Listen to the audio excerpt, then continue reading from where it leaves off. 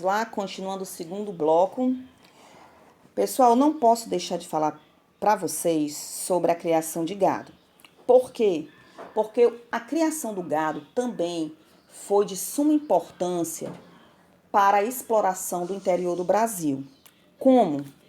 Porque é o seguinte, essa atividade ela passou a ser uma das mais importantes para o povoamento dos sertões. Porque a pecuária colonial, gente, ela estava ligada necessariamente ao mercado interno. Então, não sendo os animais destinados somente à alimentação, o gado não servia somente para alimentação.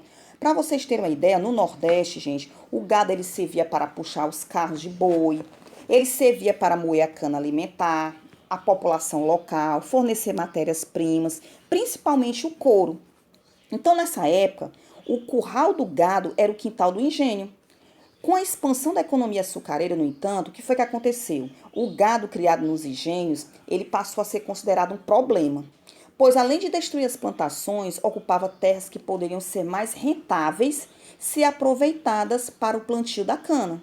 Então, quando foi em 1701, o próprio governo português, interessado, nos lucros da cana-de-açúcar, ele proibiu a criação do gado a menos de 10 léguas do litoral. Assim, aos poucos, o gado foi ganhando o sertão. Tô entendendo aí como é que o gado, ele passou a penetrar o interior brasileiro, ajudando assim na exploração do território, porque ele não podia mais ficar perto da plantação da cana-de-açúcar. Então, ele teve que entrar no interior do Brasil.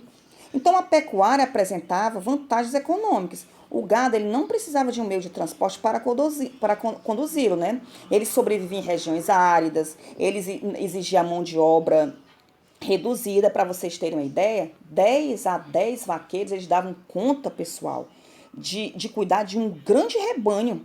Então, a expansão da pecuária para o sertão ele acompanhou geralmente o curso dos rios. Quais foram os rios que foram importantes nesse curso? Foi o Rio São Francisco, que ele é até conhecido como o Rio dos Currais, devido à quantidade de currais construídos ao redor dele.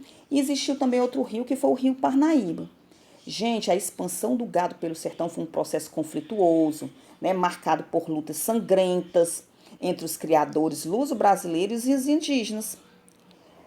A vitória dos colonos... Gente, é o seguinte, antes de falar dessa vitória dos colonos, eu quero dizer para vocês que, com o auxílio dos bandeirantes paulistas, os criadores venceram a resistência indígena e o sertão foi ocupado pelas fazendas de gado. A vitória dos colonos, gente, só foi possível por causa da divisão entre os indígenas, porque os colonos eles se aliaram aos indígenas aldeados. E com isso venceram os indígenas rebelados. Os colonos também contaram com a ajuda dos bandeirantes paulistas, pagos pelas autoridades para fazer guerra aos indígenas. E assim, gente, o gado ele foi tomando conta, do interior. Eu quero falar um pouquinho para vocês sobre o gado no sul. Gente, com a destruição, certo? Após essa destruição das missões jesuíticas no sul, o gado ele se dispersou e reproduziu-se nas extensas planícies da região. Então, atraídos por esses rebanhos sem dono, os paulistas fundaram no litoral do atual estado de Santa Catarina os povoados de São Francisco, em 1642, Desterro, que é o atual Florianópolis, em 1673, e Laguna, em 1684, dando início à ocupação do sul. Portugal também tinha interesse em garantir e ampliar seus domínios nessa região. Por isso, em 1680, mandou erguer um povoado, que era a Colônia do Sacramento, certo? Na margem do Rio Prata, em frente à cidade de Buenos Aires. Essa imensa área compreendida entre Laguna, no litoral catarinense, e a Colônia do Sacramento, no extremo sul, muito além da linha de Tordesilhas, era considerada terra de ninguém, onde o gado solto se reproduzia livremente. Ok, pessoal. Agora eu quero falar para vocês sobre um pequeno conflitozinho, entre Espanha e Portugal. Porque foi o seguinte, essas novas fronteiras, como foi que aconteceu? Como vimos, gente, os habitantes da América Portuguesa, eles ocuparam terras que pelo Tratado de Tordesilhas pertenciam à Espanha. Então, os espanhóis, por sua vez, também invadiram áreas do Oriente, áreas do Oriente pertencentes a Portugal. Então, o que foi que aconteceu? Considerando ter direito às terras conquistadas na América, né, Portugal fez vários acordos internacionais para oficializar essa conquista. Quais foram os mais importantes desses tratados? Foi o Tratado de Madrid. O que é que dizia esse Tratado de Madrid? Foi assinado entre Portugal e Espanha, né, que estabelecia que a colônia do Sacramento pertencia à Espanha. Em troca, Portugal recebia os 7 povos das Missões, que era uma área situada entre as terras do atual estado do Rio Grande do Sul. 7 povos das Missões, gente, eram 7 grandes aldeamentos, certo? Organizados pelos jesuítas espanhóis, onde viviam cerca de 30 mil indígenas da nação Guarani. Os guaranis não aceitaram a ideia de ter de se mudar das terras em que viviam, pessoal. Então, conforme determinava o Tratado de Madrid, por isso pegaram em armas contra soldados portugueses e espanhóis, dando início à Guerra Guaranítica. Os indígenas resistiram, pessoal, certo?